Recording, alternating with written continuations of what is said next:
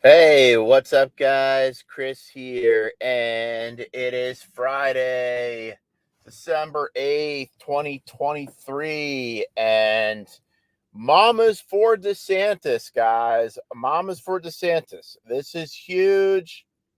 Um, Hopefully my internet's coming good. I'm from my office in my truck, but there is a Mama's for DeSantis event in Iowa that I'm going to live stream here.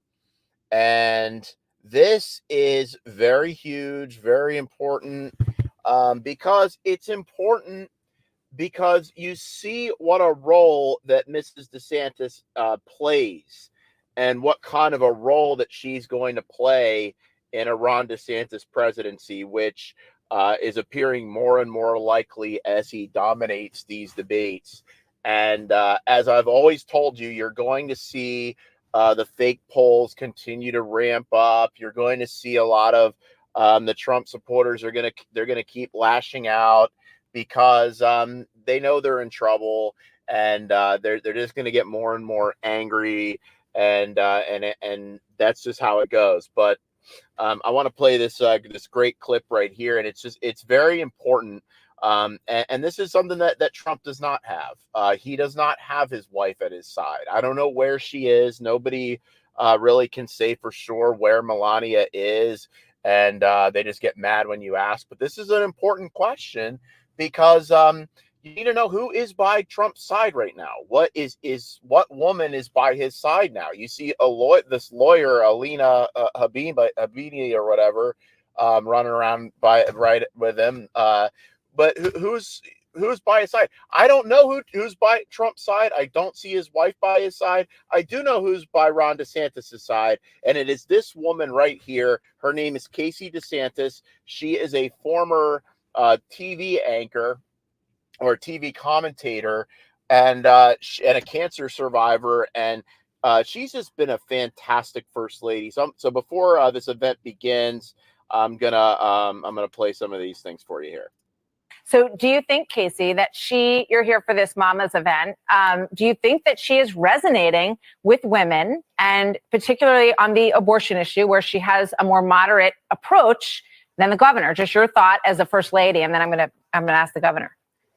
Sure. I think what you saw in the debate performance is she is not somebody who stands up for the rights of parents and the innocence of our children. And you saw that in very defining moments when we were talking about these surgeries on minors, these mutilations. She's in favor of that. The governor has stand strong against that, signed legislation. And so when I've gone around the state of Iowa, we see a lot of support. So we have now Mama's representation in all 99 counties in Iowa, and they are engaged to get out because they know there is only one person in this race, Republican, Democrat, Independent, who's going to stand up for the innocence of our kids, protect parents' rights, and that is Ron DeSantis. And so we see a lot of momentum, of course, with Governor Reynolds coming out and supporting Bob Vander Plaats and people across the board. So I think it's going to be pretty exciting. Yeah, it's exciting, and it's just going to keep getting better and better. And if this skips a little bit, I apologize. I'm going to try to get to a better location where I have. There's only one. All right, that looks good. Okay, that looks pretty good. The stream will be starting here in about 5 minutes, guys. But there you go. Chris Christie disqualified himself, okay, in that debate. Chris Christie should not be a Republican, okay? He thinks that it's okay and it's part of the Republican belief system to allow underage kids to get trans surgery if their parents say it's okay. No, it's not. There's a lot of things that kids can't do, okay? Even with the parents' permission. There's no permission slip to abuse your children, okay? So Chris Christie absolutely disqualified himself. He shouldn't be in any more debates. He should really drop out. And then Nikki Haley, same thing. She got up there and she tried to lie about it and say she was against it, but there's clips of her making fun of it, going, "Oh, what, you have to use your birth certificate in order to use a bathroom." So she makes fun of it. So there you go. Let me just show you something. Well, I'll play this after. This is a powerful ad. I'll play this after the event. But look at this. Look at the money that's being spent. Okay. You hear this from the Trump people a lot, like, oh, I'm going to get behind the guy that they're after the most. Well, who are they after the most? The people that have been targeted by negative expenditures, independent expenditures. That's like big corporations, special interest groups, stuff like that. They're after Ron DeSantis. Look at that, 28 million spent attacking Ron DeSantis, 20 million spent attacking Biden, 18 million on Trump. They're look, guys, they're not afraid of Trump. This cycle, the establishment and the left, they are not afraid of Trump. They would love for Trump to be the nominee, okay? Because they know he's either going to lose or he's going to be in jail or both. Okay, 70 grand on Ramaswamy. Nobody's, I mean, really, who's spending money? But 6 million on Haley. They're not afraid of Haley. Haley's the establishment, okay? So that's very telling right there. And this should be beginning soon. But I want to play this here. Oh, yeah. Ron DeSantis knows what Hanukkah is about, by the way. Read that about the rededication of the temple in Jerusalem, the victory over the Maccabees. Put up a great Hanukkah message. Happy Hanukkah to all the Jewish people that are celebrating. Oh, yeah. Here we go. And then we'll begin.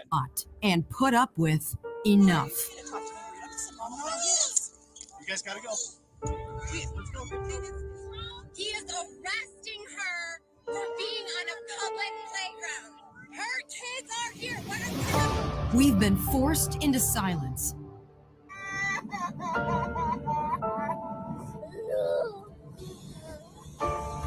Into compliance. Told that we must trust the science. Indoor and outdoor venues should be closed. We've been told that we must deny truth, back down, and look the other way. But enough is enough. When you come after our kids, we fight back, because there's nothing we won't do to protect our children. They're not yours. These are our kids. Our nation's children are all our children. We will not allow you to exploit their innocence to advance your agenda. We are no longer silent. We are united, and we have finally found our fighter. We're not going to let you impose an agenda on our kids. We're going to stand up for our kids. He'll do for America what he did for us in Florida. Schools open. Parents' rights defended. School choice universal. Critical race theory prohibited. DEI stopped. Child mutilation illegal. Girls' sports saved. Communities protected. Our economy growing. And freedom guaranteed. But winning the fight in Florida is just the beginning. We must protect parents' rights and the innocence of our children. We must restore sanity in our society. We need every mama and every grandmama in every corner of the country to stand up and fight back by electing Ron DeSantis President of the United States of America. Join us by texting mamas to 512345. All right. What's up? It's Chris. And where I am, I've got a bad connection, unfortunately, but I'm going to move to another place. This will be beginning here in a minute. But I just want to say how important it is and this ad and how this is going to resonate. Okay. You got to think about it in terms of you got to think about it in terms of the general election. Okay. And who is going to be resonating with people and who can really win. All right. And the fact that is you're going to have Casey DeSantis and you're going to have the Mamas for DeSantis structure there that's going to be campaigning and going to be hard talking about protecting children and organizing the moms. And that's really when it comes down to it, that is such a thing that's going to get people to come out and vote. The libs, the left, they always say, "Oh, well, it's abortion that makes women come out and vote." Well, if that was really the case, then you would have Charlie Crist as governor here. Okay, Charlie Crist got trounced. All right, so it's protecting children that is really what gets moms to come out and vote, and the kind of attacks that have been launched against children and parents' rights and things like that. And here is Casey DeSantis, really the warrior that moms are going to relate to. Okay, and they see how she treats her husband as well, and how he treats her, compared to, say, Donald Trump, and how he his behavior towards his wife and women, and really humiliating her. Donald Trump is going to be facing he's going to be going very soon in front of a jury or for defamation from this Jean E. Carroll lady that says that he raped her. Okay. And that kind of thing is just, it's not going to resonate with women. Okay. I get it that there's a certain amount of people that are going to always just defend Trump no matter what he does. But the majority of voters, they're going to look at that and what might come out at that? What's going to publicly come out about Trump that we might not even know yet in that whole case? And how is that going to affect his viability as a candidate in the general election? That's what I'm looking at. So,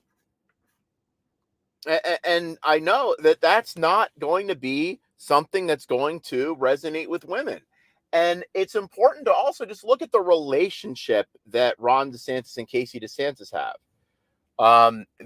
They get so mad at the fact that Ron DeSantis doesn't cheat on his wife because they go, "Oh wow, all these guys, they all cheat on their wives." Well, no, they don't.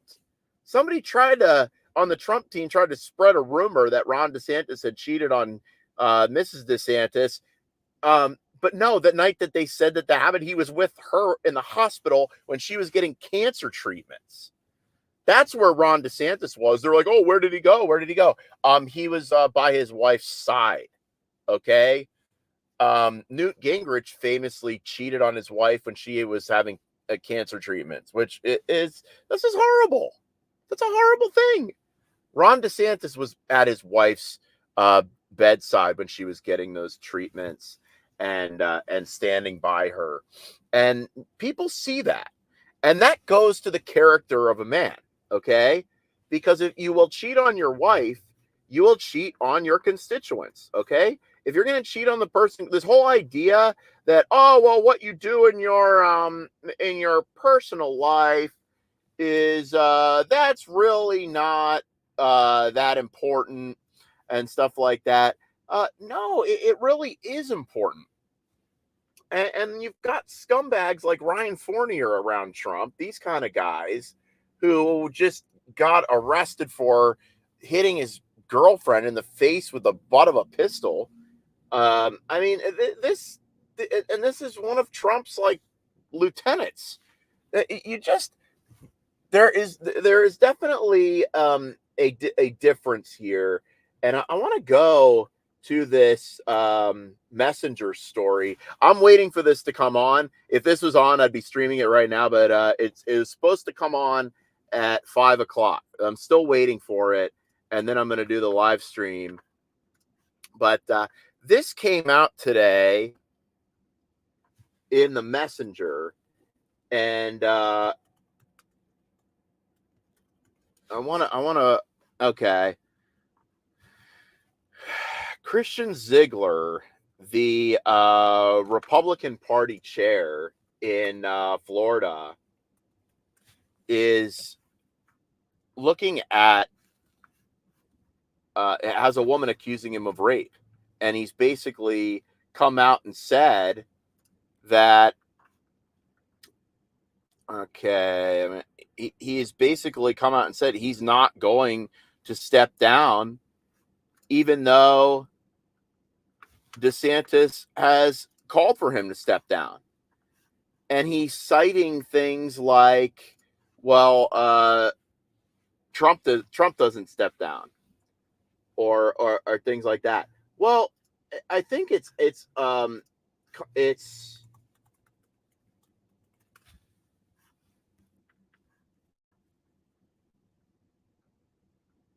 where the hell is this? Okay, it got sent to me. Where is this? Why is it so hard to find? Florida GOP chair. Okay, Trump isn't saying anything about this guy.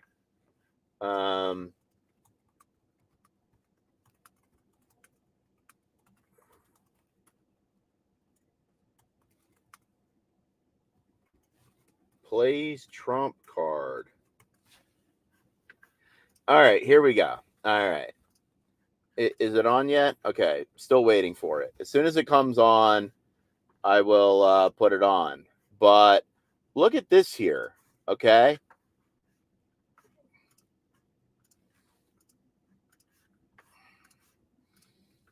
Okay.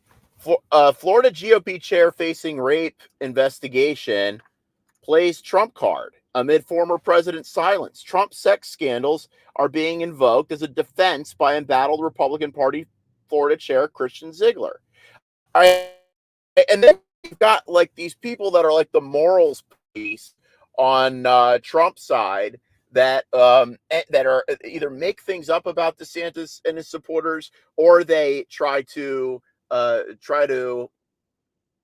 any kind of little thing or anything like that they're freaking out about, or just basically making things up for the most part. But look what happens here, okay? DeSantis has called on this guy to step down.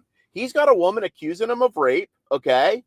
And he hasn't been charged yet. This is an accusation, but it's basically not in denial that he cheated on his wife, that he went and had sex with this woman when he's married to his wife, Bridget Ziegler, who's a school board member.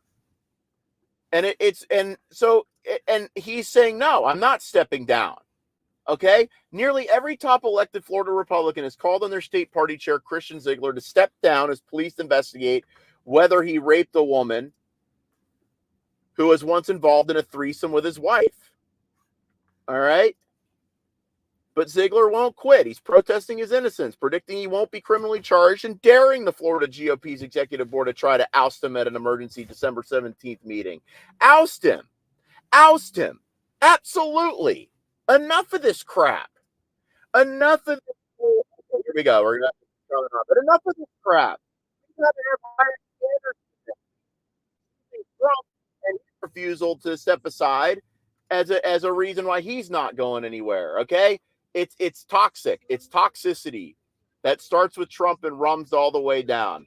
All right, let's go to this Mamas for DeSantis event in Iowa.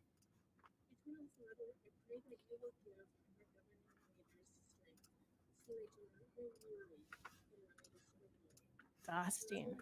But I pray that every leader will recognize that they are assigned to do your will. Therefore, I know that at the right time, they will reap the rewards if they do not give up. Lord, I pray for divine strength for every leader, especially Governor DeSantis, First Lady DeSantis, and Governor Reynolds. We pray that they will not rely on themselves, but on you. Thank you for the special gifts that you have given these three leaders to make a difference in the lives of so many people. Father, help them each to embrace the challenge and responsibilities they have as leaders, to guide them to lead with integrity and common sense. Give them wisdom to make intelligent decisions. Give them the courage to make tough decisions. Oh, I have to flip it over. Sorry. Give them the character to make the right decisions. Leadership is not about the love of power, but more about the power of love. Lord, we continue to lift these leaders up to you Let them be affirmed by the servant leadership we witness in your Son, Jesus. Let them walk in the path you have set, and let those who will follow. Let their greatest passion be compassion. Let their greatest strength be love. Their greatest victory, the reward of peace. In leading, let us never fail to follow. In loving, let us never fail. We pray this in today, in Jesus' name, amen. And then I have one more short prayer. Thank you for being my assistant. I have one more short prayer that I found today that I just love. It's a Christmas prayer by Pope John the 23rd. So we can have our eyes open or you can close them. But it says, "O sweet child of Bethlehem, grant that we may share with all our hearts in this profound mystery of Christmas. Put into the hearts of men and women this peace for which they sometimes seek so desperately, and which you alone can give to them. Help them to know one another better and to live as brothers and sisters, children of the same Father. Reveal to them also your beauty, holiness, and purity. Awaken in their hearts love and gratitude for your infinite goodness. Join them all together in your love and give us your heavenly peace." Amen. Thank you, Denise. First of all, to all of you who brought in gifts today, the main thrust of this is to do a toy drive to help out kids and families here in Central Iowa. So to everyone who brought a gift, thank you. From the bottom of our hearts, thank you very much.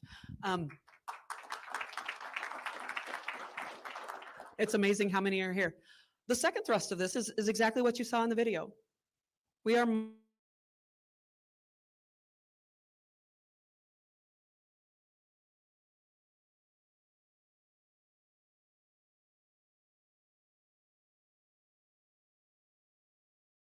protection of our children. And so today we're here to have a little fireside chat to talk about that with some of my very favorite people. And so right now I would like to introduce to all of you, and then we'll get into a conversation, Governor Ron DeSantis, First Lady Casey DeSantis, and our very own Governor Kim Reynolds. Please join me in welcoming them.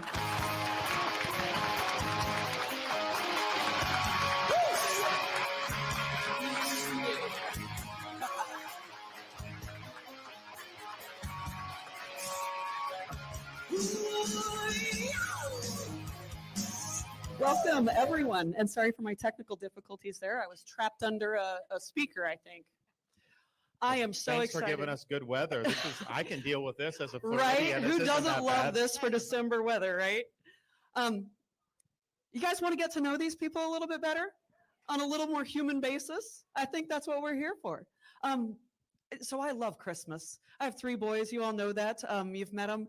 But my 3 boys love Christmas as much as I do. I remember one year Evan's only request for his birthday, September 29th, was to have the Christmas tree put up.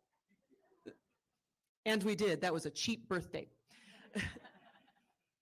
But I wanted to start off just with that. Talk to me, Governor, talk to me about some of your favorite Christmas traditions, whether as a child or with your own kids today. Well, when we do so, we're fortunate enough to live in the governor's residence in Tallahassee.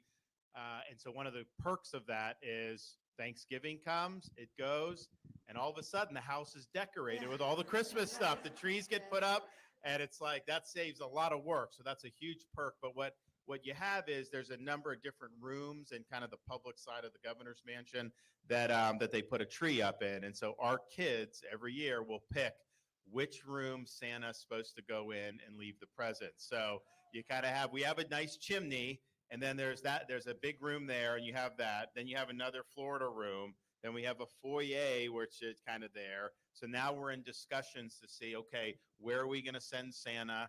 Which tree are we going to do? And I'm negotiating with them on that because I kind of just want them to do it in the main room. It makes it easier for everybody. But they're not sold on that. So we'll see. It may be a game time decision wherever we put out the milk and cookies. It's where your negotiating skills started, I guess, right? Yeah. Well, I'm also in hot water with the kids because I think a lot of you know that follow sports. With college football, Florida State was undefeated, won the conference championship, and was excluded from the college football playoffs. And a couple weeks ago, our kids are Florida State fans because we live in Tallahassee. And as governor, I didn't go to any of the Florida schools, so I'm neutral. I want them all to do well. But they are Knowles, and they were asking about the playoff. And I said, well, if Florida State wins the rest of their games, they will go to the playoff because there's going to be only three or four undefeated teams. There'll be one of them. They have to go to the playoffs. And sure enough, Michigan beat Ohio State. Ohio State dropped out. Georgia lost. So you only had Michigan, you had Washington, and Florida State were the only three undefeated teams. And they excluded Florida State, put Alabama and Texas with one loss in, which, as a Floridian, obviously we don't like that. And I was in Tuscaloosa for this Republican debate, and these guys go to the playoffs every year. It's like no big deal to them. But Florida, we have a good history in college football. We haven't done very well. So my kids are asking me, Daddy, Florida State won. You said they were going to the playoffs. And I don't have a good answer for them. So maybe I'll make it up to them with some good Christmas gifts. Well, you can take him to an Iowa game down there in Orlando. Here we go. First Lady, what's your favorite tradition? Well, I don't know. I personally, for me, one of the things I enjoy more than anything is wrapping the presents, because that brings me back to my childhood, because it's funny, when I was growing up, I enjoyed it. But when you get older, I remember when I was little, I made sure every crease was perfect. And now it's you just only have so much time where that you can be away from the kids without them sneaking up on you. And so I'm putting them together. But I enjoy that. And what he said is, picking out the Christmas tree is fun, and then Santa knows what tree to get to because of the trail of cookies that we lay for him. So we're either a day or two beforehand, we're in the kitchen together making cookies and decorating them, which is, it's a mess. They eat more of the icing, and then it's all over the place, and it's on their clothes. But that's really special. And then everybody picks out their favorite cookie, and then they put it on the plate for Santa, which is neat. We also do so you can go on the internet. And the NORAD command has the Santa tracker. So we get the kids on that, and they really, really like it.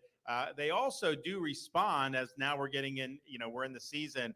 If they misbehave and I say, hey, Santa's watching, they do shape up very quickly and are able to do that. But our kids, they are so concerned about any malfunctions in the chimney. Yes. It's 100 questions. Well, what if Santa can't get in the chimney? Yes. What if we didn't have a chimney? How would Santa get into what is this? What is that? What if he can't fit in? How is he going to get the presents? Where is he going to leave the reindeer? So it's a lot of questions, a lot of inquisitiveness, but we always make it work. And to that end, so we have the security detail for the governor's mansion, right? They are literally below our living room. So the kids will sneak down there and they'll look at the monitors on Christmas Eve and is he here yet? Are you guys watching? And they're waiting. And anytime they hear something, they want to go down and call the agents and be like, is Santa here yet? So it's kind of, you never, would think that would be something that would be a part of your Christmas experience, but it's been pretty cool to say. Governor Reynolds, do you have any you'd like to share? I miss the young kids, so I've got lots of stories from that, but we have 11 grandchildren, and so I'm living through them right now. We get to do the same thing. We have all of the families, all of the grandkids, they come to Terrace Hill, and we do it now on Christmas Eve, and so they all show up, and we go to evening church services, then we come back, and we have all kinds of snacks and cookies, and we make soup, and we play games, and they are in their Christmas pajamas. We go downstairs and get pictures in front of the TV, and we're just spend time together as a family and have a lot of fun. And then it's getting harder to do this, but I love going to pick out the tree. So it's a tradition of ours that we go to a farm, one of the Christmas tree farms, and we literally cut it down. The girls will tell you, I say, such a family event. We have so much fun. And they're like, Mom, you're the one that picks out the Christmas tree every single year. You drag us along and then you pick it out. We don't get to pick it out. Kevin just wants a cedar. That's what he grew up with. And I'm like, no, they're brown and they're prickly. So anyway, so we now go with the grandkids from even when they were little, and we walk all over the farm and cut down a tree and haul them back. And so that's some of the things that we do. Wonderful.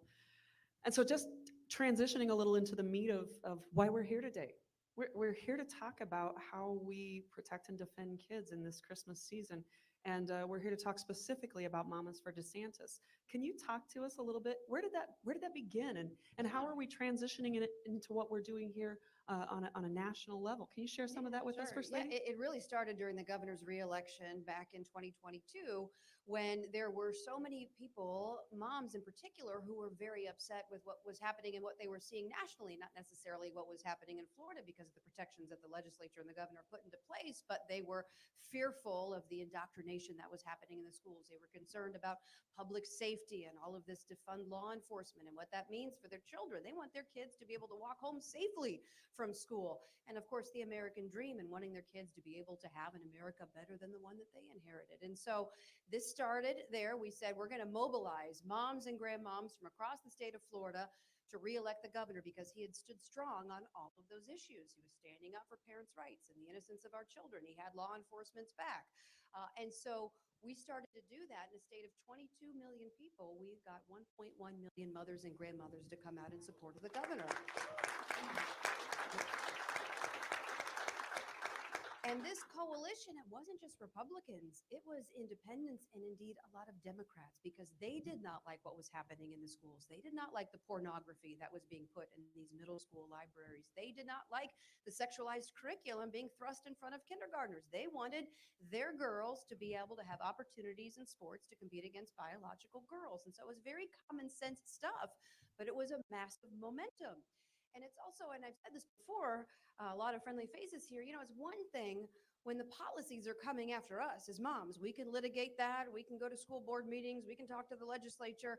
But when you are coming after our kids and you're using our kids as a vehicle to advance your ideology, particularly behind our backs without our consent, man, that's when the claws come out.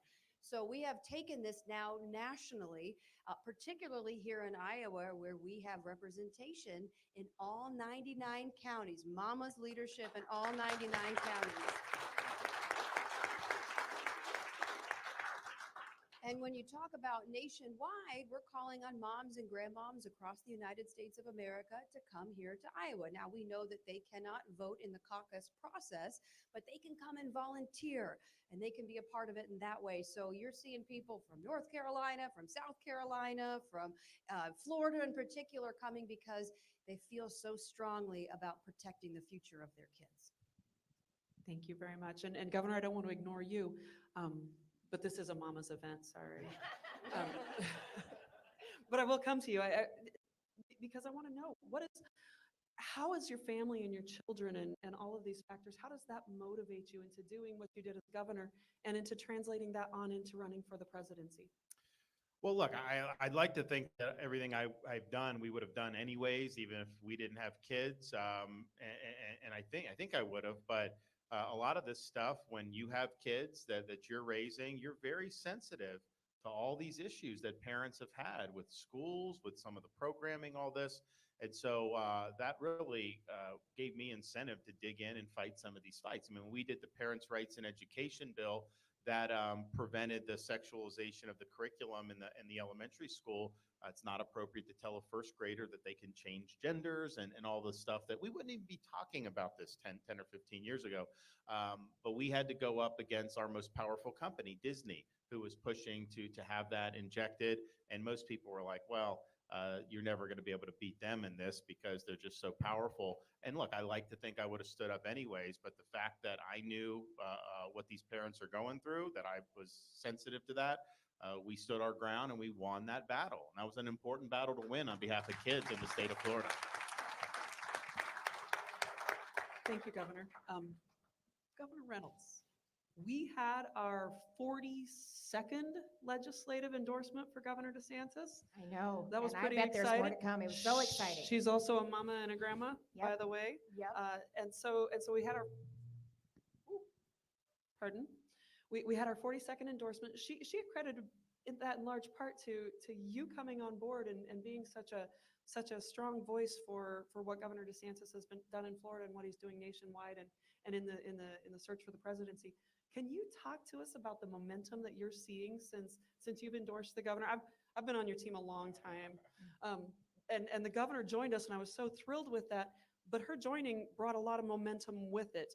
And so, can you talk to us about what that momentum looks like right now, and how we as a team take the Iowa caucus by storm and launch Governor DeSantis onto the next stage. Yeah, well, first of all, thank you for endorsing early. I appreciate that. You know, as the governor of the state of Iowa, I felt like I had a responsibility with our First in the Nation caucus to welcome all of the candidates to the state, to make sure that they had a platform to, you know, deliver their message and to put their best foot forward. And so we did that for 7 months, and I was part of that process. The candidates crisscrossed the state. They made their pitch. I had an opportunity to listen to their response, to look at their record, to see how they answered the questions, to see the amount of work that went into trying to connect with Iowans and talk about their vision for this country. And as I watched this play out for 7 months, it started to become very, very clear to me who I believed was the right person that on day one could step into the Oval Office, get this country back on track, and for 2 terms, not only restore the greatness to America, but to take it to the next level. And so, and then I'm going to bring it back to mamas for DeSantis. You know, as I said, I'm a mom and I'm a grandma. And I want my kids to grow up in the same America that I did, to have the same opportunities that Casey talked about. And as a governor, I have a real insight to what my colleagues are doing. Believe me, we're watching them all the time. So I forget where you were at. You were doing an event in Florida. He was ticking through everything that they'd accomplished under his leadership. And I said, send that clip to me. I want to make sure I'm not missing something that we should be doing here in Iowa. But I truly believe with all my heart and soul, and that's why it was an easy decision for me to make, that we have to get it right this election. We can come back. We're resilient after 4 years of the chaos and the crisis and just the insanity that we've seen for 4 years. But I don't believe that with another 4 years. And so I believe there's one guy that can step in and can reverse the madness that we've seen under the Biden administration and really do great things. And I'm just touting his record. You know, it's not about me and it's not about the other candidates. It's about Ron and Casey. It's about the two of them that can step in and do what needs to be done and get this country back on track. And so we need to do everything we can to make sure that we get him elected.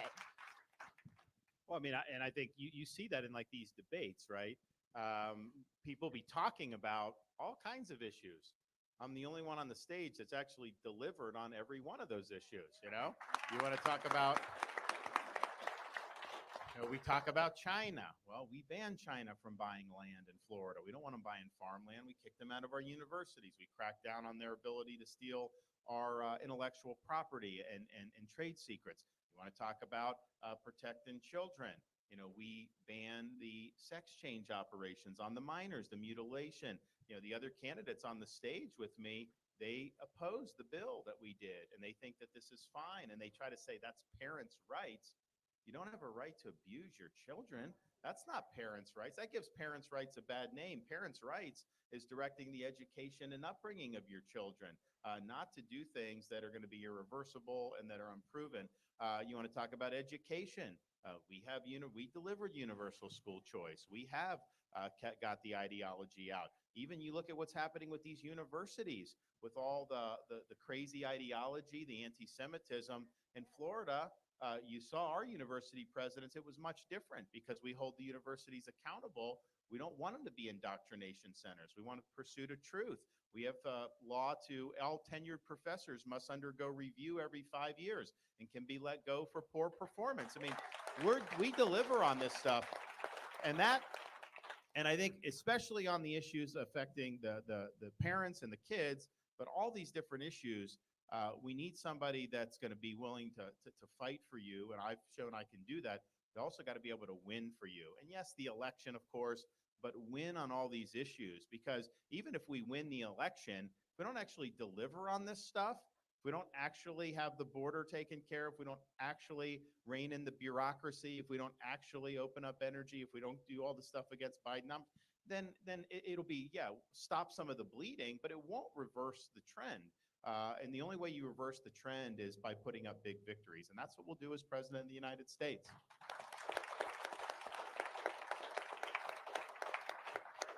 And this is why I endorsed so early. Everything he was doing was what I wanted for Iowa and for my kids.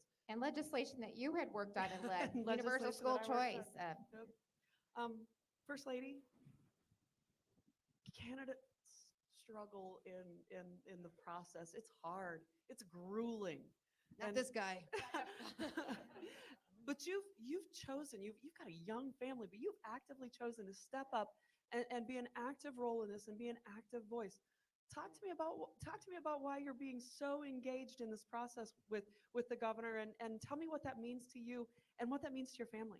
No, so I appreciate that question. And so, there's a lot of reasons why I'm out here fighting, because I've seen him as a dad of a 7, 5, and a 3-year-old. I see why he fights for his kids, for your grandkids. I've seen him as somebody who, when he had opportunities to do other things, he decided to join the United States military and become a naval officer and deploy to Iraq in 2007 to be a part of the Navy SEAL Team Command Staff, SEAL Team 1, as an advisor to the SEAL operation on the ground.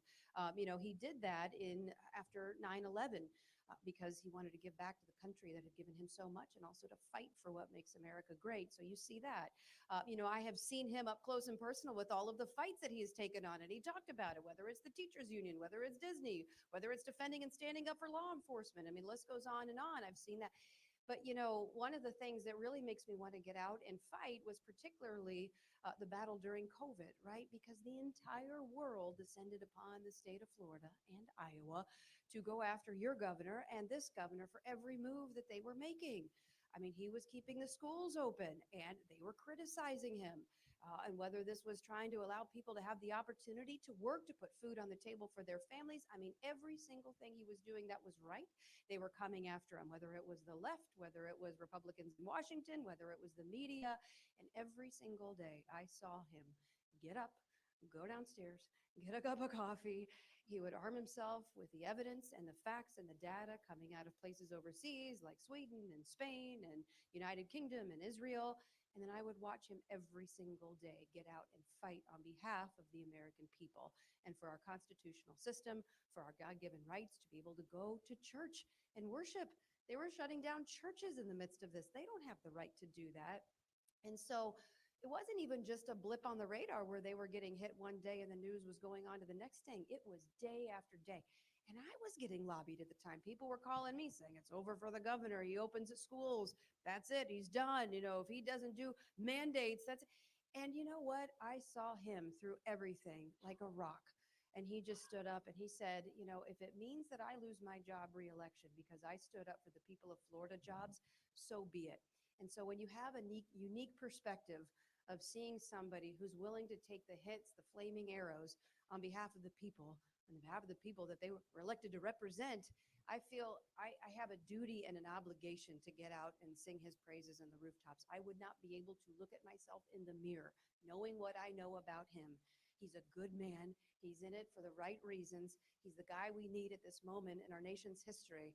And man, I'll tell you what, you're going to see me in every part of Iowa and beyond talking about why we need this guy now more than ever. And she's very effective too at doing that. I ran into a fellow today, and he had been a Trump supporter. He saw me speak and met me, and he's like, that caused me to go back to undecided. I was still weighing my options, but then once I met your wife, that's when I knew I had to support you. And he's got my whole family now to do it. So, and it all goes back. Actually, it goes back to the first campaign we did for Congress back in 2012. I had never run for anything. Nobody knew who I was. And we were like, okay, we're just going to knock on the doors of the primary voters. And so I bought her an electric scooter. I loaded up in my pickup truck. I dump her at one side of the neighborhood. I'd go to the other side. We'd knock, we'd come. And like when if you're in like a primary, especially for Congress, a lot of people aren't well known. Just showing up at someone's door and shaking their hand, a lot of them are going to vote for you at that point. And I converted a lot. She converted 99% of the people whose doors she knocked on. So this is nothing new. Do you remember the day of the election, though, with that scooter that you gave me? So the weight, because it was very heavy, right? And this is before the scooters were cool, right? Now you see them on all the college campuses, but this was like novel back in the day. It was like a little $200 thing. But the weight, it was heavy. So what I would do is I would put it in the back of my car, and then to charge it at night, I would just stream the cable out the window into the outlet. So I didn't have to take it in and out of the back of the car. Well, the day of the election, I was so nervous that I forgot that it was plugged into the wall. And I throw my car into reverse and I'm coming out of the garage. And all of a sudden I ripped the thing out of the wall, not just out of the plug, like the wall came apart, which was not great. And it starts sparking and it's hitting the side of the car. And I'm like, run, help. What do we do? All was fine. I got in. We voted. It was good. But we had some adventures along the way, but it was a lot of fun. She's It's fun to watch you connecting. with kids too. So you have the kids with you a lot. when you're She's campaigning in connecting. Iowa. That's been fun to watch. This I is know the other day we connecting, went to guys. October events. It was the last one. It was a long day, and those kids did great. And Casey, you were up there with one of them, I forget. And then I turned around and she was gone. And you know, anybody that's got kids, I look out and she's playing tag with the kids outside of the farm just to help them burn off some energy before they got back in the. It's funny. We did do one event where you were up and you were doing a town hall, but Mason wanted to play football more than anything else. So we're out behind you throwing the football back and forth because he couldn't wait. Yeah, I tell you what, they've done very well, being on the road. And our thing is like, we just want to be with them. We don't want to be away. So we incorporate. And I thought about with some of the things with our kids, like on the whole political thing. So our first inauguration, our oldest was 2, Mason, our son, was 9, and Mamie wasn't even born yet. 9 months, wasn't even born yet. So, terrible too, not good to sit through an inauguration. So we didn't even tempt fate with Madison. We're just like, forget it. So, but Mason, what we did is, once you take the oath, Casey's there and she held Mason for that photo. And then when I went to give the speech, she held Mason. We did that. So we have those pictures. But then we're like, for this second inauguration, we're like, you know what? We kind of wish we had Madison there. Now we have Mamie. So it was Madison 6, Mason 4, Mamie 2. We're like, we got to get them all. So literally for weeks, we would say, guys, inauguration, you're gonna be good. You're gonna do, and we got them. We did it, and they were good. So the day before the inauguration, we went out and did a dry run. So they have kind of the platform out in front of the old state capitol in Florida. Very good. And basically, we were just like, okay, we're gonna tell the kids what they need to do. So we go out where we're sitting kind of right in the front, and it had the names on the seats. And it was me, Mason, Casey, Madison, and Mamie. And so that's what we practiced. And then we did it. And they were really good. And so then we're like, all right. So then the next morning we go, we're walking out, all five of us walking down the steps going. They go, and all of a sudden the kids have a meltdown. And we're like, what happened? They changed the order on the seats. So the kids had practiced it. That's how we practiced it. So the kids are fighting because Mamie doesn't know how to spell her name yet. And they're going here and all of a sudden, so we had to take Mason and Mamie, get them off the stage. Mason cooled down very quickly, came. Mamie, it took a little while longer, and then we did it. But, it wasn't their fault. I mean, like, if you're going to do a practice run, why would you change it? And not only that, they asked me, like, Governor, what do you want? And I'm like, look, I'm very low maintenance. I was like, the only 2 things that I want is my first inauguration, you have a teleprompter there. And the teleprompter was right in the sun. So like you couldn't see that part of the teleprompter. And then the one over here was halfway cut off. So I'm like just kind of flying. I'm like, listen, like if I have to memorize a speech, I will. But if I'm going to have a teleprompter, I want to be able to read it. And I was like, so that's the one thing. And then the other thing I remembered was I couldn't fit my remarks on the platform on the podium because of where the microphone was. So we go the day before I go.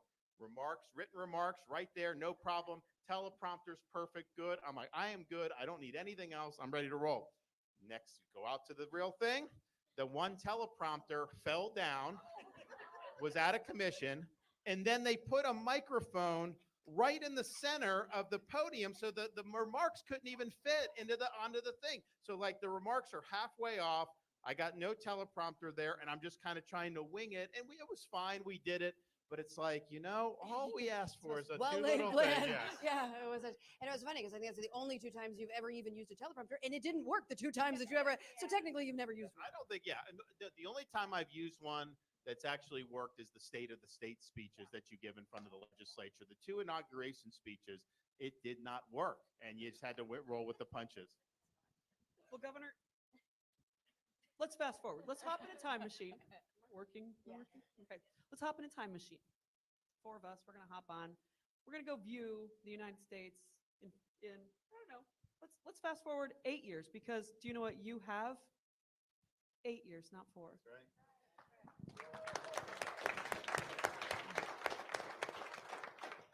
Let's hop in our time machine and fast forward the United States 8 years. You've been president for 8 years. What do you want America to look like? What do you want to have accomplished? What do you want for us as Iowans to see out of the work that you've done on our behalf for 8 years? A number of things. One, we'll have been able to say we restored the American dream in this country. People that work hard, get the most out of their God-given ability, are going to be able to get ahead again. Not going to be held back with inflation and interest rates and bureaucracy and all the things that have made it more difficult. Number two, we'll be able to say that we restored our nation's sovereignty, particularly at our southern border. Not going to have drugs pouring in, millions of people pouring in illegally. We will have actually finished that job and secured it once and for all. We'll be able to say that our military has been revitalized, that we fended off the threat posed by the Chinese Communist Party, and that this century is indeed an American century. We'll be able to say that the schools are dedicated to educating kids, not indoctrinating kids, that we're going to protect the rights of parents to make these decisions about their kids' education, including school choice, and we will have reinstalled civics as something that's important to know all across the country. We'll also be able to say that whether you live in a red state or a blue city, that criminals are held accountable for their crimes again. We're not going to have let the inmates run the asylum, and people will be able to raise their family in peace and security. And then we'll be able to say that we've restored the Constitution as the centerpiece of our American national life. That means not having a runaway bureaucracy that looms over us, imposes its will on us, and is weaponized against us, but actually having constitutionally accountable and limited government the way our founding fathers intended. And if we can say we did all those things, and we'll do more, but if we can say we've done all those things, then we'll also be able to say that we restored what President Reagan called America as a shining city on a hill. We will have left her stronger. We will have left her freer. And that ultimately is the task that we face. On the current trajectory of this country, we're in danger of leaving to our kids and grandkids in America less prosperous and less free than the one we inherited. And if we do that, we'd be the first generation of Americans to do that, and to break faith with every other generation who's always worked hard, always stepped up when freedom was threatened and when they needed to do things to make sure that this republic endured. So that's the mission. We will be able to accomplish the mission, and the country will be better off for that mission.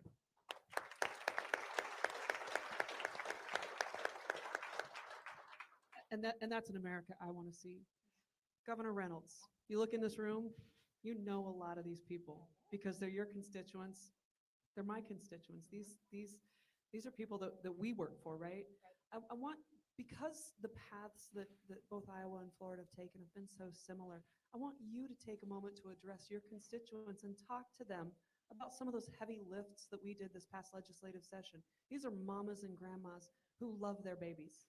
And I want you to take a moment and just talk straight to them about what that process was like and why it meant so much to you to get those big things across the finish line this year as we work through that legislative process. Well, thank you for that. And first of all, I just want to say, because there are legislators in the room, and I'm speaking to one of them right here. I've known Amy for a long time. We both started in local government, and now you serve as the president of the Senate. And so we have a really good working relationship with our legislature. And Ron, you've talked about this before too. You know, I don't just get to will things to be done. You know, we work together and we talk about what's important to Iowans and how we can get it across the finish line. And just when we talk about parents, when I said parents matter, it wasn't just a campaign slogan. It was a promise, and working with the legislature, I am proud to say that we delivered. And this is what's unbelievable. We did it in the first 2 weeks of the legislative session. So I thought with the victory that we had with this last election, I didn't win by 20, but almost 19. So we both, Ron and I, had rough starts in 2018. Winners. It was a horrible There you year go. for Winners. Republicans. And I didn't think to get a DeSantis mamas, won by for DeSantis or for Reynolds together. I should have. But worked really hard and made promises to the individuals to the constituents that we serve. And what Ron just laid out, talking about what this country will look like in 8 years, the reason that you can take that to the bank is because he did what we did. He followed through with 100% of the promises that he made to the constituents that he serves. And that's just such a novel thing. It doesn't happen very often. It just doesn't happen. You know, I'm proud to say we did the same thing working with the legislature. We passed universal school choice. We did a parental rights bill. We brought transparency into the classroom. So sad to say that we had to put in statute that the parents will be the primary decision maker in their child's education, but that's a fact. That's where we're at, and we're not taking any chances. We're going to continue to return your hardworking money. I've cut taxes 3 times working with the legislature, and we're going to do it again next year. So significant change in which in the individual income tax rate from 8.98 down to 3.9 flat and fair. So a lot of our retirees were heading down to Florida, and I don't care if they go to Florida. I want them to go down there and enjoy that warm weather, right? Here's one. We got a lot of them in Iowa. We got a lot of them that go down there, but I want them to stay an Iowa residents. And so we had to no longer tax your retirement income. And so, woo! So they are still going to Florida, and we want them to do that, but we're going to keep them as a resident. You know, I welcome the Iowans to come down to Florida. I usually would never even think of needing to come to Iowa in the winter because I just go to Marco Island and I see so many people. But I do want you to, before you come to Florida or go back to Iowa for the caucus, make sure you don't miss that. I think it's important. So I've talked to a few folks up here who said, yeah, we're going to go right after New Year's. And I'm like, okay, you're going to turn around and go back to caucus on the 5th. And they're like, well, probably. No, not probably. Well, let's make this a plan. So hopefully we're able to get that done. And just lastly, Ron's laid out a lot of it. So what I always say is if you like what we're doing in Iowa, again, you're going to love what he's doing for this country. So an effective leader that'll get things done. And we cut government. I want to take some credit for that. It was a 1,700-page bill. I cut 21 agents from my cabinet. I went from 37 down to 16, projected savings of $215 million. I believe that is conservative. It will be more than that. Our government is too big. You talked about that too. So I cannot thank the legislature enough. That was a big, big bill. And I said, you know what? We can't amend it very much because that's a big bill to bounce back and forth. So we did a lot of work on the front end to get it to where it needed to go. Oh, thank you. Well, and I mean, you know, you see, I mean, all Republicans say they want less government, but how many Republicans actually follow through and give us less government and actually reduce the size of government? And I think what you guys did in Iowa is probably the top in the country in terms of now we've eliminated 2 agencies since I've been governor, and we have the lowest percentage of employees per capita of anywhere in the country. But here's the deal. Our budget in Florida is half of New York's budget, even though we have millions of more people now. But when the New Yorkers move to Florida, they tell me, oh my gosh, your services are so much better. Your roads are so much better. No, don't come to Florida. No, we don't need any more New Yorkers here. That size of government. No. Don't listen to them, New Yorkers. And so we need to take the lesson of Iowa and Florida and bring it to Washington, D.C. and downsize that federal bureaucracy. All right, panel, Governor, First Lady, Governor. I'm going to ask you one last question, brief answer, because I want to give the audience an opportunity if they'd like to engage. Tell me the one thing that you do intentionally to keep your focus in this crazy world of politics that you're in, to keep your focus on your family. Well, you schedule time, you make it happen. I mean, if you don't, your day just gets consumed. And so you have to be intentional because I am a better governor. I am a better person. They keep me grounded. They keep my heart full. And I'm better when I'm surrounded by my family. So whether that's me sitting at a basketball game, cheering Gavin on and telling that other side telling the ref to get him off of him. It's fouling him. And that young boy looked at me and then he looked back again and it was like, oh gosh, I'm sorry. The grandma came out. I forgot I was a governor. I was just a grandma. So it's just, you just make time because it's the most important thing in my life is my family. I know, I agree with that. And I mean, being present, I think, is really important too. So when you're there with your kids, listening to what they have to say, just reading with them. And, what I try to do is Yes, there are things that we can do for me in particular, as the First Lady, an honor to be able to have the opportunity to help the people of Florida and put forth various initiatives. But when I'm with my kids, I'm with my kids, right? When we're sitting down, we're at dinner, it's all about the kids. When we're reading books and doing homework, it's about the kids. When we're reading stories at night, going to bed and taking bath, it's not multitasking. It is, I am with them. And I think that's just really important. Yeah, I mean, we bring them a lot with us on the road because what I had done as governor is no matter how busy the day was, I would make sure I flew home at night. Sometimes I get there for dinner, but even if I didn't, would they go to bed, or even if I missed their bedtime, I wake up in the morning when they're there. And so I rarely spent a night outside of Tallahassee for my entire term as governor and into the second term. Now, when you're doing this, I'm not going to go back and forth from Iowa or New Hampshire and then turn around and go back. So we've brought them. I mean, of the 99 counties, I would say our kids visited a majority of them with us. And so that's just something that we want to make sure that we're spending time with them. It's been quite an adventure for them. They've had fun with it. We don't want them to do anything that they're miserable with, but they really like it. They like doing it, and it's been really, really fun for our family. Thank you. Ladies and gentlemen, this has been an incredible conversation, but I want to give you an opportunity. I'll take one or two, maybe three questions. All right, here we go. Here's where they connect. I want to give you an opportunity. Here we go. It's packed there, by the way. It's either packed of our in there. governors or the First Lady. Does anybody have anything that they'd like? Yes, ma'am.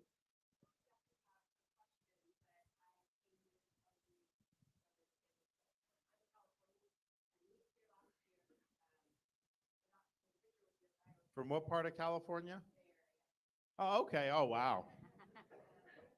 Got out of California.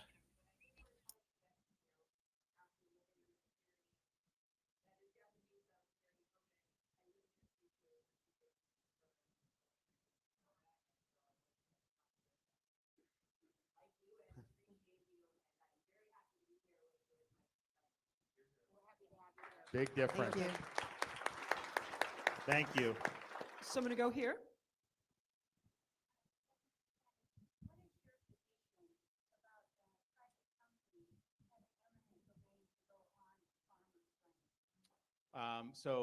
I view eminent domain as something that is narrow, and it needs to be done with a public purpose, like building a road or something. And that if it's private company, I think that they should try to negotiate with people, would be the way I would do it. Trump loves eminent domain. Trump is all about eminent domain. Look it up. So I'm going to go back here first.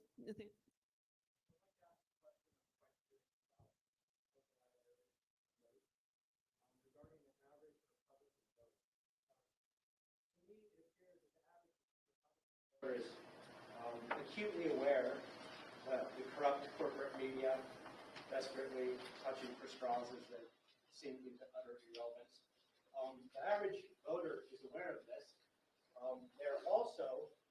They also freely admit that this same corrupt media attacks you more relentlessly by far than any other candidate.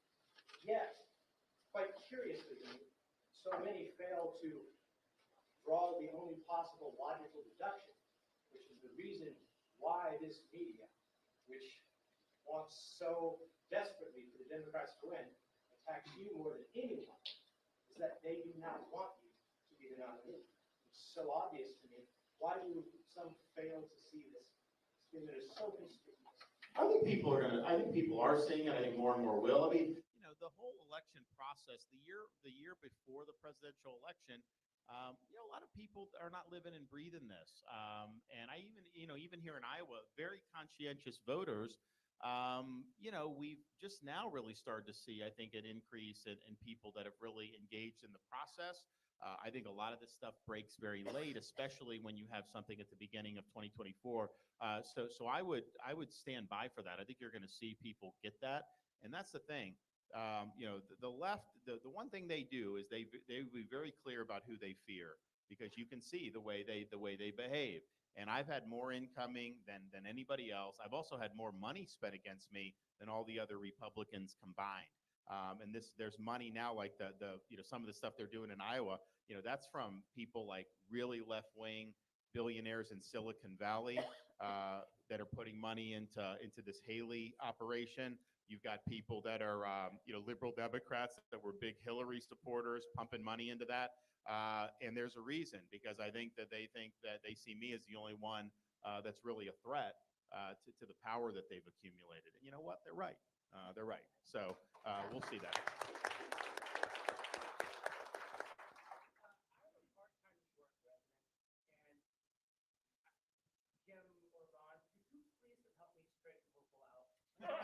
I'll let you take that one. We tried. So I was up there. I went up there to campaign in Long Island last election, and it was a massive crowd, and our candidate was doing very well. But I think part of the things that happens. So Florida used to be decided by like 1 point, right? So when I got elected governor, I'd be going, I'd meet all these transplanted New Yorkers, and they'd say, "I'm just so glad my vote counts now. In Florida, my vote counts." Well, it turns out that I had 1.5 million votes to spare, so I didn't need those.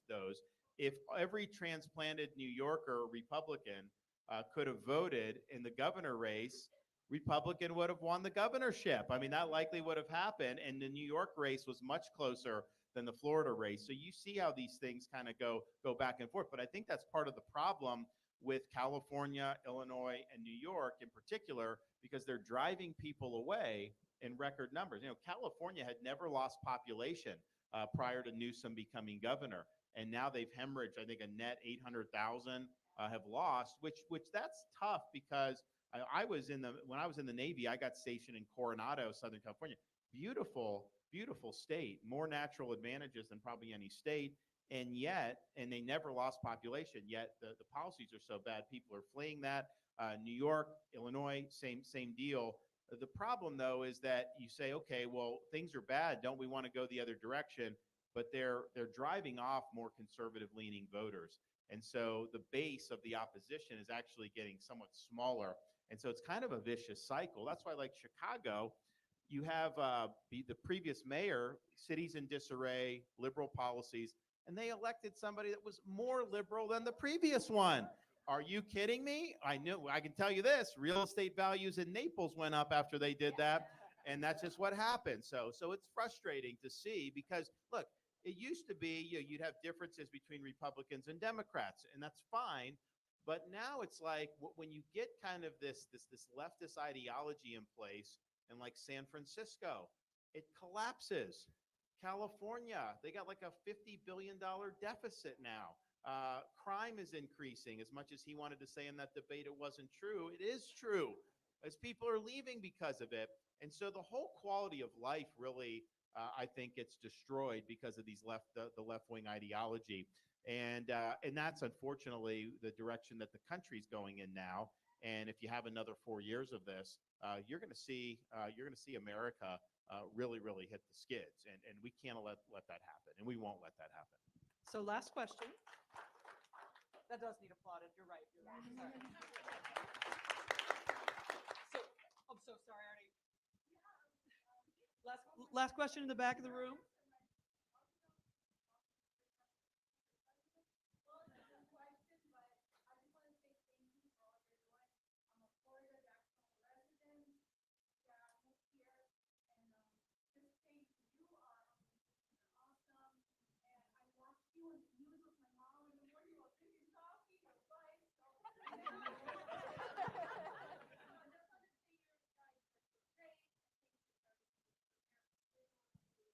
All right, thanks. Well, then you go ahead and do this one, since we did.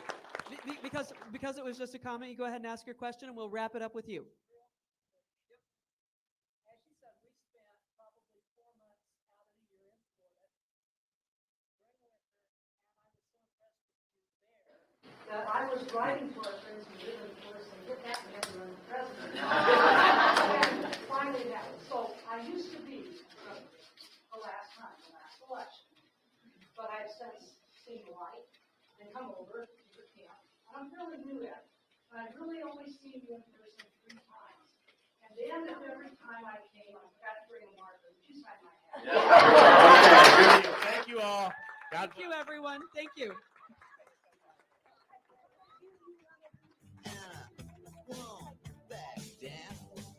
Bump back down. What did she ask? I didn't hear what that lady asked her at the end. She said something that was funny.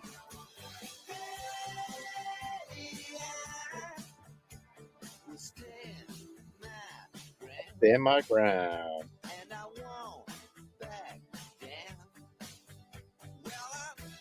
All right, there they are. The great Tom Petty. Keeps on pushing me around.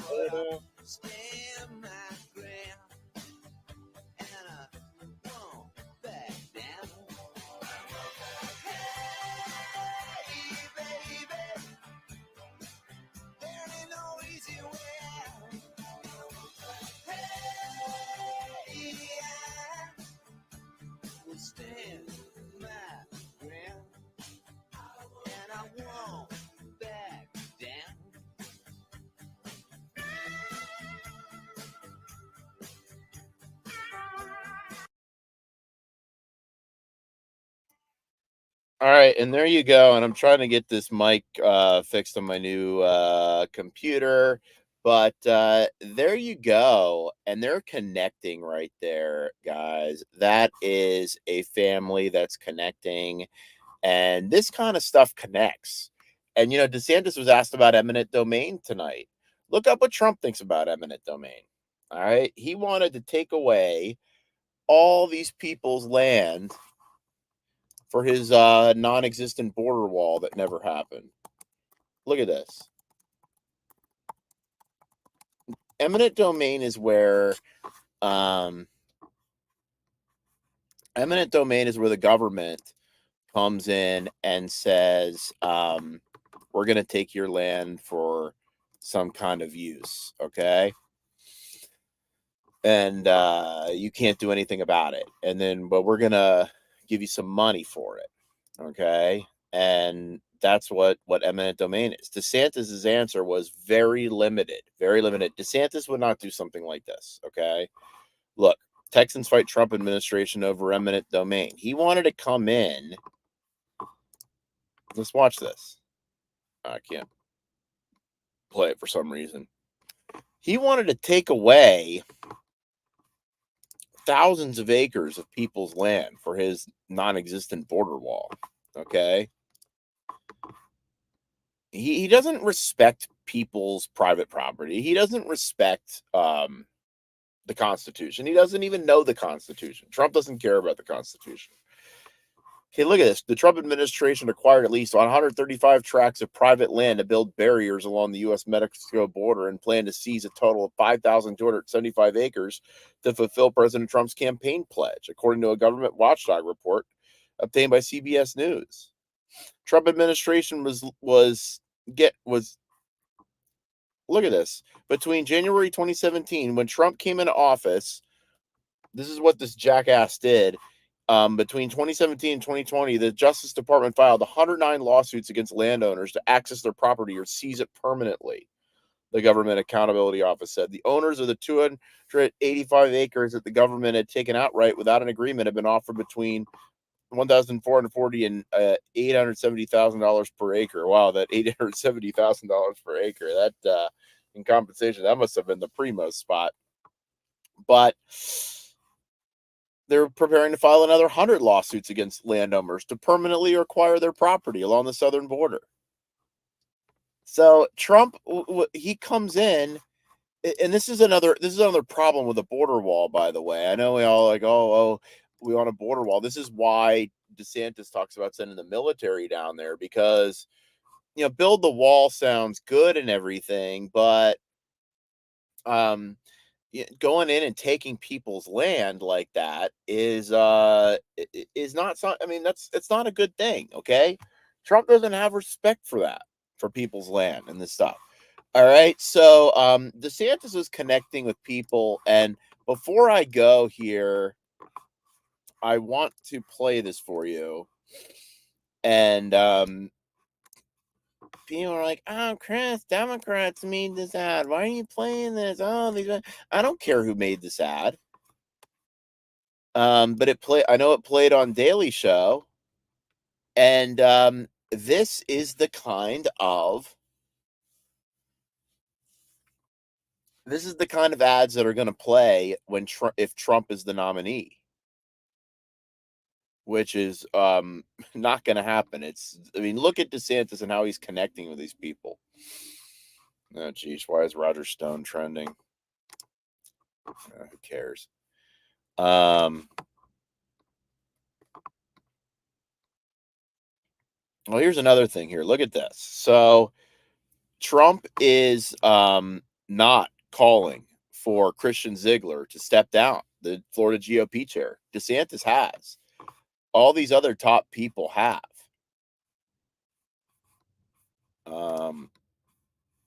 Am I not on? Okay, here we go. DeSantis has called for Ziegler to step down. Trump hasn't. He's accused of rape by this woman. He hasn't been charged yet. But what is he using? What is he using as his excuse for not stepping down? He's using Trump scandals. Trump is being it was found liable of defaming Jeannie Carroll, who claims that he raped her. Okay, and now he's got to go back to court with her over something. All right. And Trump never steps down. He never admits he's wrong ever. So Christian Ziegler here is saying, okay, all right, but look, the people that are carrying on and saying Ziegler is a Trump guy, or a DeSantis guy, no, he's a Trump guy. Look at this, refusing to step down. They're going to remove him, but Trump is not saying anything because Trump doesn't have the moral high ground. Okay, Trump can't come out and say, "Oh, Ziegler, you need to step down." How would he say that? I mean, look, here's the thing. How can Trump call on Ziegler to step down?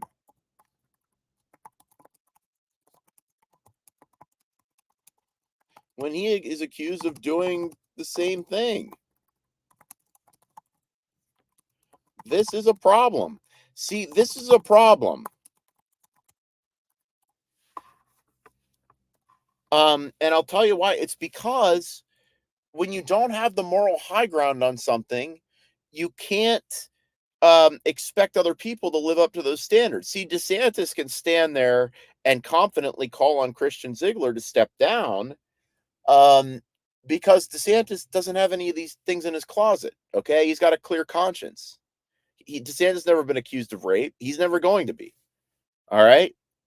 Because he doesn't do that, and he doesn't cheat on his wife and put himself in those positions where he could be. All right. And but Trump does. Okay. Trump has cheated on all his wives. So he knows he can't stand there and tell Ziegler to step down, because how would that go over? People would laugh. Oh, you were accused of the same thing. You didn't step down, so how can you? See, it's important to have the moral high ground. Now, in closing, I want to play this ad that is going around. This is the kind of ad you're going to see if Trump is the nominee. Okay. And this, I don't care who made this ad. This is a really good ad. And this is what, if Trump is the nominee, this is the kind of thing that you're going to see on TV all day long, every single day. Okay. Let me find it here. All right. This is, all right, Glenn Beck. Where is it? Megyn Kelly saying that. Okay. This is the kind of thing you're going to see all day, every day, if Trump is the nominee. Okay. His own words and his own people's words used against him. Watch. He's not himself. Something is going on because he's struggling. And maybe I'll ask Rudy to say a few words. Well, thanks, Rudy. He's literally sitting right in front of you. It is even hard to watch. The confusion. What we saw at Pleasure. What a name right now. But what we just saw, we just left Pleasure for Paradise. Frankly, it is even hard to watch. Every vice president. The inability to finish thoughts. Decided to shield and shelter criminal. Look, wait. The burst of outrage and anger. That's enough. That's enough. President, That's enough. That's enough. Pardon me. Put down the mic. Mr. President. He has some verbal problems that are becoming a little bit more noticeable. By and anonymous, really anonymous, and God bless the United States. Easily identifiable cognitive decline. And that's how the First Lady got involved. She's got a son together that is a beautiful young man. Even for his supporters who are worried that he might say something that doesn't make sense. They take a shower and water comes dripping out, just dripping out, very quietly dripping out. People are flushing toilets 10 times, 15 times. They are so worried about him speaking off the cuff. You got to see this guy. Oh, I don't know what I said. I don't remember. The weird things that he says. If you have a windmill anywhere near your house, they say the noise causes cancer. This is just kind of odd. Who swears at a voter like this? Son of a bitch. Bullshit. Shit. He's a pussy. When you watch it, you use the word uncomfortable. It is uncomfortable to watch. Something is going on. It's concerning to me. Something is wrong. You've really put a big investment in our country. We appreciate it very much, Tim Apple. It's not looking good. There's something off there, and how many gaffes can you make every single day? If my father were making the same gaffes as he was, they would literally invoke Article 25 of they would try and remove him from office. You have never stopped working to improve this country, and you deserve a government. Right. So that's the kind of ad that's going to be running. And do you see what they're doing there? They're taking the people that are attacking Biden for his cognitive decline. And it says on the Daily Show. Somebody was like, oh, the Lincoln Project made that ad. I don't care who made the ad. All right. Ron DeSantis isn't running this ad. Ron DeSantis isn't sharing this ad. Ron DeSantis is treating Trump with kid gloves. And a lot of people are ready for the gloves to come off and for him to maybe run something like this. But the point being, not that Libs or Lincoln Project or Daily Show or whoever made this ad. The thing is this is the kind of ad that's going to be running against Trump if he's the nominee. How can you go after Biden for his cognitive decline and his inability to put two sentences together and getting things confused and being 100 years old? How are you going to go after Biden with that if your guy's doing the same damn thing? It's like when you see these people like Marjorie Greene and stuff go, well, Joe Biden, he ain't going to debate. Why isn't Joe Biden going to debate? We need to impeach Joe Biden. Impeach Joe Biden. Yeah, she's like, it's like the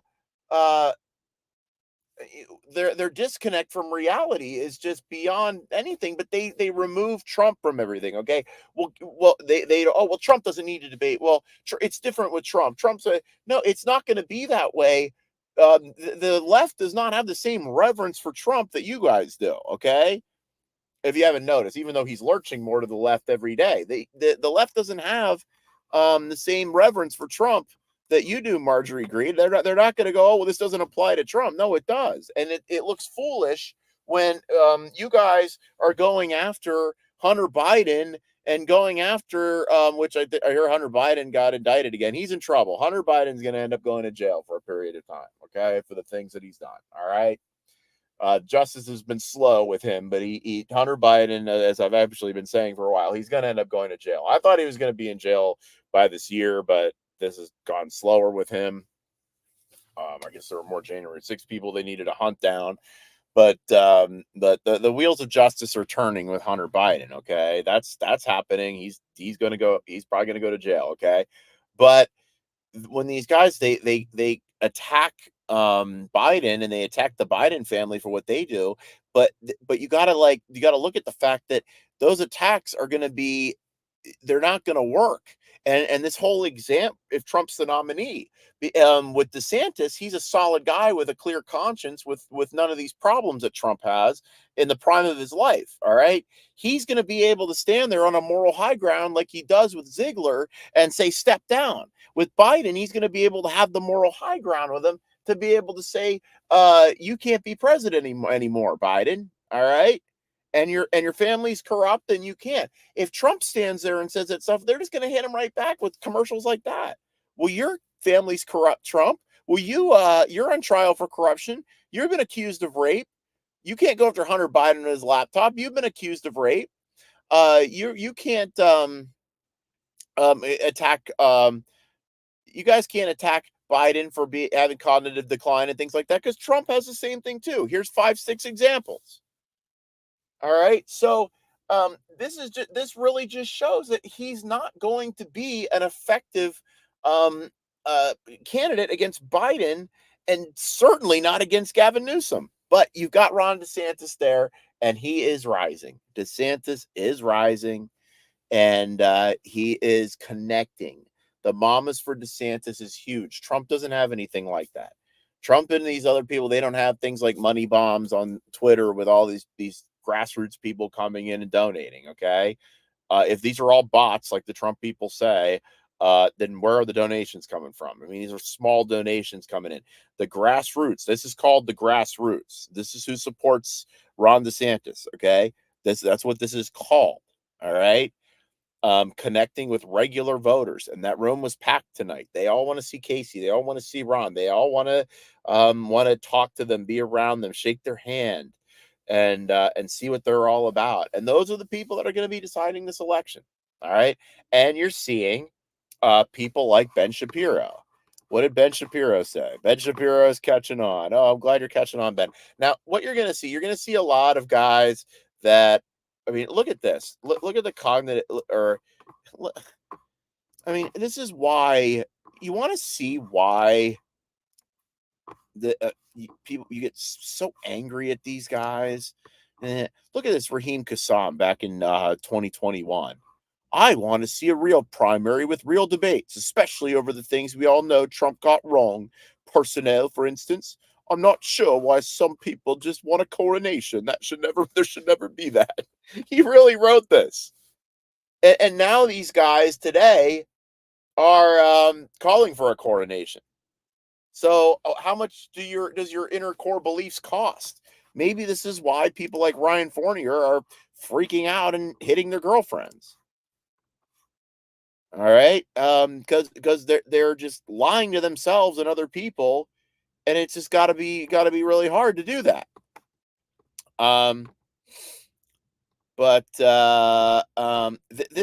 This is going to connect. All right. This is what DeSantis is doing. Oh, here it is. Okay. Here's what Ben Shapiro is saying. And look, I think Ben Shapiro has been solid all along. I like Ben Shapiro. I like him more and more. But a lot of these other guys that kind of started to participate in the great embargo of Ron DeSantis when he decided to run against Trump, when they were all talking about him before, and then they'll all come around, and here's what they'll say. Here is what they'll say. Okay. They'll say that they supported DeSantis all along. It was just his insufferable Twitter followers like Chris Nelson and these other guys that made him look bad and made me not. It's Trump's Twitter people that are the creeps. Okay, it's those guys are the ones making him look bad. It's not DeSantis's people.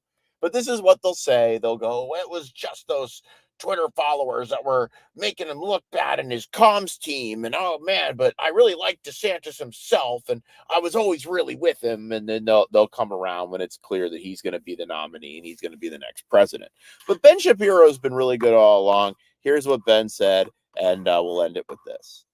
DeSantis is by far the most conservative candidate who can win on the stage, has a record of victory in Florida. There were 4 candidates on the stage last night: Ron DeSantis, Nikki Haley, Chris Christie, and for some odd reason, Vivek Ramaswamy, who is still in the race. But DeSantis is by far the most classically conservative person on the stage. Here, for example, was Ron DeSantis talking about Calvin Coolidge, who was Ronald Reagan's favorite president. Reagan, Washington, Lincoln, excellent. One of the guys I'll take inspiration from is Calvin Coolidge. Now, people don't talk about him a lot. He's one of the few presidents that got almost everything right. He understood the proper role of the federal government under the Constitution. We need to restore the U.S. Constitution as the centerpiece of our national life. And that requires a president who understands the original understanding of the Constitution, who has a good sense of the Bill of Rights, and who knows how we've gone off track with this massive fourth branch of government, this administrative state, which is imposing its will on us and is being weaponized against us. So Silent Cal, knew the proper role of the federal government. The country was in great shape when he was president of the United States, and we can learn an awful lot from Calvin Coolidge. There you go. Well, again, that's pretty solidly conservative stuff.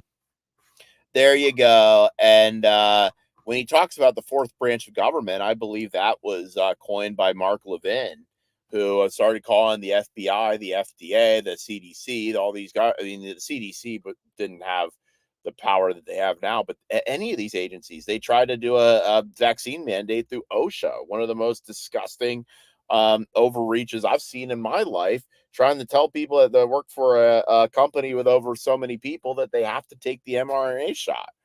All right. So, and I like how he says mRNA. He's like MNRA, MNRA. Who cares? You got it.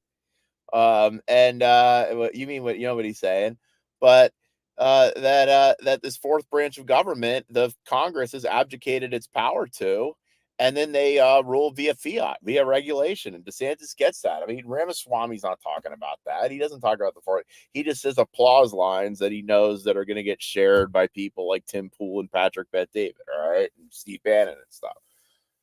He's just being a Trump surrogate up there and just saying lines that he knows that he doesn't really believe in, but he knows will get him attention. All right. But DeSantis understands this. And it was funny because now that all of a sudden you had the Trump people going, oh, Calvin Coolidge sucked. And, they didn't know about Calvin Coolidge. They just Googled Calvin Coolidge sucks or something and then just copied and pasted. If Trump had said that Calvin Coolidge was his favorite president, they would have Googled why Calvin Coolidge is awesome and posted that. But Calvin Coolidge's policies and his conservatism and the way he took it, that led to the Roaring 20s, and he was silent Cal as opposed to loud, obnoxious Don. So Ben Shapiro saying good thing, and a lot of these guys are coming around. They're going to keep coming around as they see that DeSantis is the guy. They knew it all along, but they've got their empires to protect, so they had to be careful and tread lightly. Okay, whatever. But Daily Wire has been pretty good. Some of these other guys, though, when it's just gonna be, what's great though about DeSantis is he doesn't like need all these little sycophants all around him and stuff. All right, he doesn't need to have this little group of admirers around him to kiss his ass all day. Like he doesn't need that. I don't think he really even likes that kind of thing. All right, Trump does. All right. But these guys, there's not going to be this elite group of podcast elites that are going to be around Ron DeSantis. You see some of that going on right now with some of the pro DeSantis podcast hosts. But whatever. Everybody wants to be like big shot and everything. I don't make my money doing this. By the way, if you want to donate to me, go to reopenchris.com/donate. Go to reopenchris.com. You can leave me a donation, support if you want. But I like the fact that I don't make my money off of a political corporation to do any kind of commentary. Yeah, I mean, yeah, of course, maybe I'd sell out one day if one day it comes along and somebody says, "Hey, Chris, you want a big comment?" Maybe I'll sell out. I've never been faced with that. So I can't. But in the time being, I just try to say what it is and what's up and and I just know I've known all along that Ron DeSantis is going to be the next president. He's going to be the nominee. He's the guy our country needs right now. And it's good to see guys like Ben Shapiro saying this. I like Ben Shapiro. I've always liked Ben Shapiro. People say they don't like Ben Shapiro. Like I like Ben Shapiro. So these events, Mamas for DeSantis,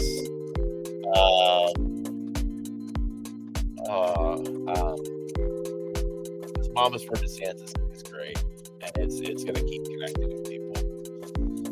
Just got a text from my mom. My grandfather is going into what's called an end-of-life facility. So my last living grandparent will be going to heaven. That's what we believe and we know, Christians. That all this right here, guys, all this is just practice. All right, Because we're going to be with God for eternity. You're going to spend eternity in one of two places. All right? And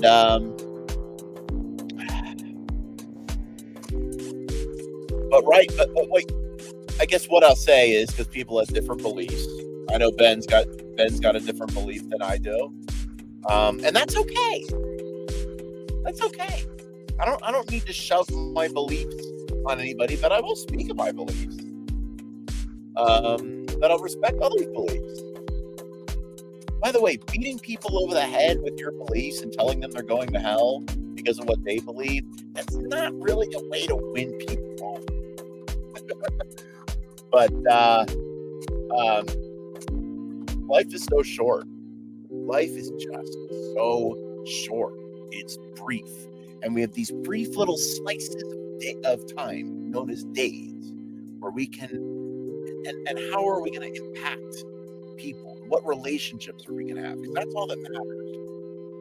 And it just goes by so quickly. I've got people in your 20s. Never let people, and I might be rambling on here, but never let people tell you that, oh, you can party in your 20s, stuff like that, and don't really worry about things. Just party and have fun in your 20s. And it goes by like that. It goes by so quick. And do everything you can to fulfill the purpose that you have here on this earth, like Ron DeSantis is doing right now. That's what he's doing. It's Chris Nelson. Thanks for watching. Have a good weekend, everybody. Broadcasting from my truck office, truck studio.